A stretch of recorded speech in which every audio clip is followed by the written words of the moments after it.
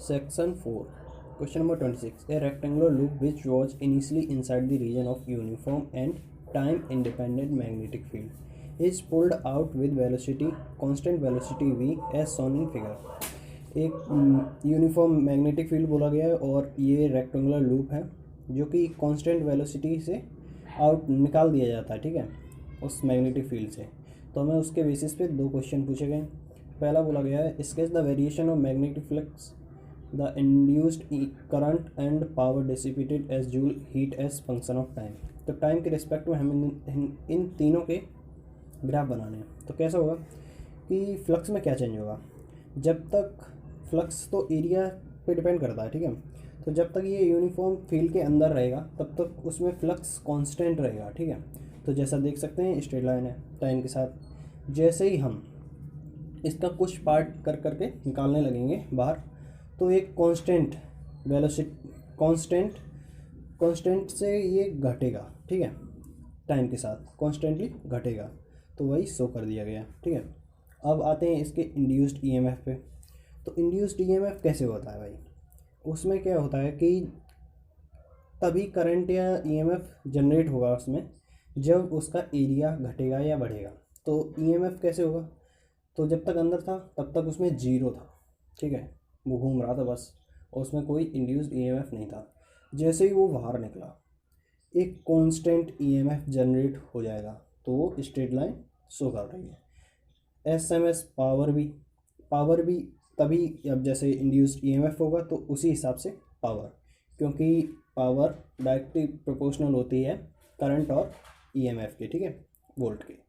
अब इसका second part में हमें क्या बोला गया, if instead of rectangular loop circular loop is pulled out, do you expect the same value of induced current? Justify your answer. Sketch the variation of flux in case with time. तो हमें बोला गया अगर rectangular loop की जगह अगर circular loop होता है तो क्या ऐसी जैसे अभी आया था इंड्यूस्ड करंट का वो ग्राफ बिल्कुल सेम होगा? तो नहीं होगा, क्योंकि जब रेक्टेंगल को हम निकाल रहे थे तो एक कांस्टेंट एरिया निकल रहा था स्ट्रिप से, लेकिन जब हम सर्कल को निकालेंगे तो वहाँ से कर्व निकलेगा, कर्व का एरिया बढ़ता है जबकि रेक्टेंगुलर का सेम सा चलेगा, ठीक है। तो यहाँ पे आंसर हो जाएगा no, here rate of change of area of loop will not be constant. तो जो रेट ऑफ एरिया है जो चेंज हो रहा है वो कांस्टेंट नहीं है। तो ग्राफ कुछ इस प्रकार हमें देखने को मिलेगा। ओके, अब आते हैं इसके क्वेश्चन नंबर 27 पे। 27 में हमें क्या बोल रखा है, a variable resistor R is connected across a cell of EMF E and internal resistance r, ठीक है, ये चीज़ें हैं। तो ये इसका पार्ट है, ड्रॉ दी सर्किट डायग्राम। तो सर्किट डायग्राम बहुत ही सरल है, इसे ऐसे बना लेंगे। हमें एक वेरिएबल रजिस्टर लगा दिया और ईएमएफ एक बैटरी और उसका इंटरनल रेजिस्टेंस। तो ये तो सिंपल है। अब आते हैं इसके बी पार्ट में। बी पार्ट में हमें क्या बोला गया, plot the graph showing variation of potential drop across R as function of R. तो इसमें क्या है, हमें ग्राफ प्लॉट करना, पोटेंशियल मतलब ई या फिर उसे बोलते हैं ईएमएफ और जो रेजिस्टेंस है, ठीक है, उसका। तो वो क्या हो जाएंगे, वो हो जाएंगे यहाँ पे देखिए ये ग्राफ कैसे बना है। जब हम पोटेंशियल डिफरेंस बढ़ाते हैं मतलब रेजिस्टेंस बढ़ाते हैं तो पोटेंशियल डिफरेंस इंक्रीज होता है, ठीक है। तो कुछ इस प्रकार चलता है, एक टाइम पर रेजिस्टेंस ऑफ इन्फिनिटी भी ले जाएंगे तो जो पोटेंशियल डिफरेंस है वो कांस्टेंट सा हो जाएगा, ठीक है। अब आते हैं इसके सी पार्ट पे। सी पार्ट में हमें क्या बोला गया, what value of R current in circuit will be maximum. तो maximum current drawn will be at R equal to 0। क्या होता है, इसका मतलब ये होता है देखो कि जो सर्किट है उसमें मैक्सिमम करंट कब फ्लो करेगा, तब करेगा जब हम आर मतलब जो रेजिस्टेंस हमने लगाया था वेरिएबल रेजिस्टेंस उसको हम 0 कर दें, मतलब वो लगाएं ना, ठीक है। तो क्या हो जाएगा, वैसे करंट का फॉर्मूला जो होता है वो EMF upon R plus r, internal resistance plus resistance. जब हम आर को 0 कर देंगे तो वो आई मैक्स निकल आएगा। यही हमारा आंसर हो गया। अब आते हैं इसके और पार्ट और पार्ट में हमें क्या बोला गया, storage battery is of EMF 8 volt and internal resistance 0.5 ohm is being charged by DC supply of 120 volt using a resistor of 15.5 ohms। तो सबसे पहले डायग्राम बनाना है, तो सिंपल सा डायग्राम बनाना है। DC सप्लाई 15.5 ओम रजिस्टर और 8 वोल्ट। एक चीज़ यहाँ पे ध्यान रखने वाली ये है कि जो बैटरी लगानी है उनके टर्मिनल प्लस से प्लस होगा, माइनस से माइनस होगा। ओके, ठीक है, उल्टे नहीं करने, बिल्कुल सेम ही रहने। बाकी अब क्या बोला था फॉर, हाँ हमें सेकंड में क्या बोला गया, calculate the potential difference across the battery. Potential difference हमें निकालना है, तो कैसे निकालेंगे, फॉर चार्जिंग। पोटेंशियल क्या हो जाएगा, जो ईएमएफ है प्लस जो खर्च हो रहा है IR, करंट इनटू रेजिस्टेंस। ठीक है, तो I कितना हो गया, total voltage upon total resistance, ये होता है। तो टोटल वोल्टेज कैसे आएगा, टोटल वोल्टेज आ जाएगा 120 - 8 अपॉन टोटल रेजिस्टेंस कितनी है, यहाँ पे 15.5 है, नीचे 0.5 है, तो यहाँ हो गया 16 और यहाँ पे आंसर आ गया 7 एम्पियर। अब क्या करेंगे, तो हमें निकालना था कि अब ये कितना वोल्टेज देगी। तो हमें वोल्टेज निकालने के लिए क्या हो जाएगा, एक्रॉस जो वोल्टेज निकालना था, तो V=IR होता है। तो कर दीजिए 8 + 8 ऑलरेडी था, ठीक है, प्लस 7 × 0.5, तो हो जाएगा 11.5 वोल्ट।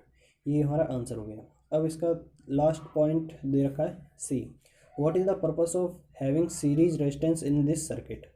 सीरीज रेजिस्टेंस हमने क्यों की, series register limits the current drawn from source. क्या होता है, जब हम सीरीज में लगाते हैं तो जो करंट होता है, करंट सेम होता है इसलिए, ठीक है। तो सभी जो अप्लायंसेस होते हैं, जितने भी रजिस्टर होते हैं, उन्हें equal current. Question number 28, explain de Broglie argument to purpose his hypothesis so that de Broglie wavelength of photon equals electromagnetic radiation. तो मैं सबसे पहले डी ब्रोगली के जो हाइपोथेसिस थे उसे लिखना है, ठीक है। उसके बाद हमें प्रूफ करना है कि डी ब्रोगली वेवलेंथ जो होती है वो D Broglie wavelength of photon, ठीक है, वो इक्वल होती है इलेक्ट्रोमैग्नेटिक रेडिएशन से। तो चलो करते हैं, ऐसा होगा। डी सबसे पहले लिखेंगे, de Broglie argued that nature was symmetrical and two basic physical entities mass and radiation must be symmetrical. तो उन्होंने ये बोला था कि बस कि जैसे कि नेचर में सिमेट्री पाई जाती है, ठीक है, तो जो फिजिकल एंटिटीज़ हैं मास और रेडिएशन, ये इनमें भी सिमेट्री है। If radiation show dual aspect then matter should do so. तो क्या ये तो पहले प्रूफ हो चुका था कि रेडिएशन ड्यूअल नेचर शो करती है, तो मैटर मतलब मास भी डबल नेचर शो करेगा। अब देखते हैं इसकी इक्वेशन क्या है, डी ब्रोगली इक्वेशन λ=h/p, तो इसे हम लिख सकते हैं h/mv, यहाँ पे मोमेंटम है, ठीक है।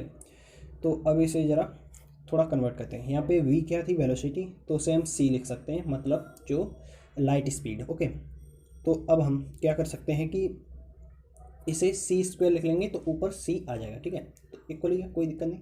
उसके बाद जो hc/hv फ्रिक्वेंसी, ठीक है, वही फ्रिक्वेंसी है। ओके, तो यहाँ पे क्या हो जाता है, m लिखते हैं हम लोग, सॉरी mc² आता है hv, ठीक है, तो उसे हम लिख सकते हैं। अब h यहाँ से कट जाएगा तो c/v मतलब फ्रिक्वेंसी λ। तो बस हमें यही प्रूफ करना था।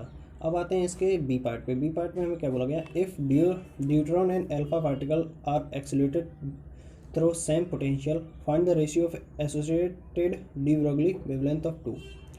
तो हमें क्या दे रखा है, सबसे पहले let mass of deuteron x, ठीक है, तो अल्फा पार्टिकल का 2x होगा क्योंकि वो डबल होता है, ठीक है।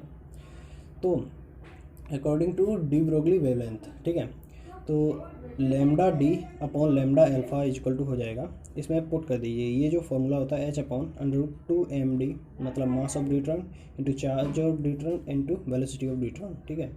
तो इसमें से कुछ एलिमेंट्स मतलब जो होंगे वो तो कट जाएंगे, लेकिन क्योंकि यहाँ वेलोसिटी सेम थी और h कट जाएगा, 2 से 2 कट जाएगा, ठीक है। अब तो यहाँ पे बचा गया mass of alpha upon charge of alpha upon mass of deuteron into charge of deuteron, ठीक है। तो इसे हमने क्या लेट किया था, x, ठीक है, मास ऑफ ड्यूट्रॉन को, तो इसे पुट करो जरा, और जो चार्ज है वो भी अल्फा पार्टिकल का डबल होगा, ठीक है, सिंपल सी बात। तो इसका जो रेशियो आ गया हमारे पास, रिक्वायर्ड रेशियो आ गया 4:1, ठीक है। तो ये हमारा रिक्वायर्ड आंसर हो गया। अब आते हैं इसके और पार्ट पे। और पार्ट में हमें क्या बोला गया, state the main implication of observation obtained from various photo electric experiments, can these implication can explain why wave nature of light, justify your answer. तो हमें ये बोला गया है कि ऑब्जर्वेशन लिखो फोटो इलेक्ट्रिक एक्सपेरिमेंट की, और ये जो इम्प्लीकेशंस हैं वो वेव नेचर ऑफ लाइट को क्या एक्सप्लेन कर सकती हैं, ये पूछा गया है। तो सिंपल है, थोड़ी थ्योरी है, लिखनी है। The number of photoelectron emitted per second is directly proportional to the intensity of incident radiation. मतलब जो नंबर ऑफ फोटो इलेक्ट्रॉन होते हैं जो पर सेकेंड निकलते हैं वो डायरेक्टली प्रोपोर्शनल होते हैं इंटेंसिटी जो रेडिएशन आ रही है शुरुआत में, इंसिडेंट रेडिएशन उसके प्रोपोर्शनल होती है, डायरेक्टली प्रोपोर्शनल। ठीक है, अब आते हैं इसके बी पार्ट में हमें क्या लिखना है। Second point, the maximum kinetic energy of photo electron varies linearly with the frequency of incident radiation but it is independent of its intensity. क्या कहा है कि maximum kinetic energy of photo electron जो होती है वो वेरी करती है, जैसे कि फ्रिक्वेंसी ऑफ इंसिडेंट, फ्रिक्वेंसी के साथ जो काइनेटिक एनर्जी है वो वेरी करती है, लेकिन वो इंटेंसिटी के इंडिपेंडेंट होती है। इंटेंसिटी पर डिपेंड नहीं करती है, लेकिन फ्रिक्वेंसी पे ज़रूर डिपेंड करती है। और know these implication do not explain by wave nature of light, और ये implication wave nature of light से हम प्रूफ नहीं कर सकते, बस इतना सा एक्सप्लेन करना। तो ये हमारा आंसर भी बन गया। ओके, अब देखते हैं इस सेशन का last question number 30। A part है, give one point of difference between nuclear fission and nuclear fusion. तो क्या होता है, nuclear fusion takes place when two low mass isotopes, typically isotope of hydrogen, unite under condition of extreme pressure and temperature. तो इसमें क्या होता है fusion में कि जब एक्सट्रीम प्रेशर एंड टेम्परेचर में जब लो मास के आइसोटोप्स ज़्यादातर हाइड्रोजन के लिए जाते हैं, उन्हें जब यूनाइट किया जाता है मतलब जोड़ा जाता है, तो उसे बोलते हैं fusion. Okay, whereas fission is the splitting of heavy unstable nucleus into two lighter nuclei. और यहाँ पे फिजन में उसका जस्ट अपोजिट हो जाता है। उसमें क्या होता है कि एक बड़ा सा न्यूक्लियस, हैवी अनस्टेबल न्यूक्लियस जैसे यूरेनियम का होता है, तो वो दो छोटे छोटे न्यूक्लियाई में टूट जाता है। तो ये हो गया।